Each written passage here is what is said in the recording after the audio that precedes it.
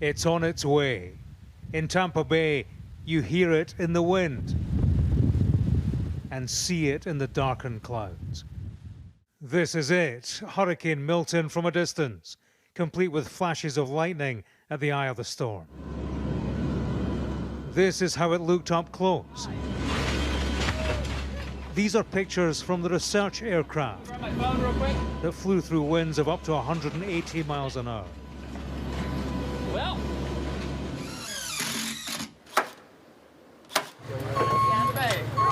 In this corner of Florida, they know hurricanes, but they haven't known one like this for more than 100 years.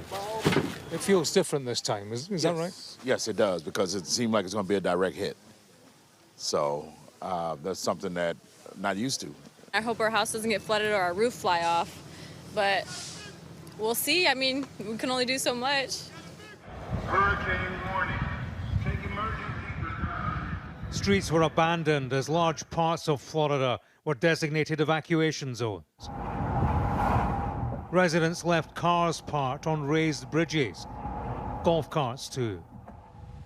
Behind them was the mess left by Hurricane Helene when it hit less than 2 weeks ago. Truck drivers were given a fee and police escort to remove debris that wind could turn into projectiles. You need to hold on to this until you get your registration. Hurricane winds could create a storm surge up to 15 feet.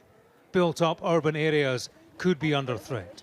Here in St. Petersburg, they used a high school as an emergency shelter. I heard somebody talk about next we're going to have super hurricanes, and I said, well, if this isn't one, what is? You know? We're used to storms turning and not hitting us directly. So that's what we're hoping and praying for, but we got to get it together because they're serious this time.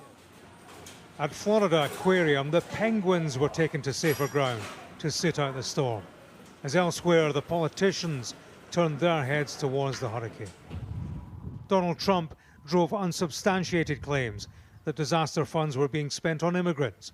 It was rejected by President Biden, who's cancelled a planned trip this week to Germany and Angola.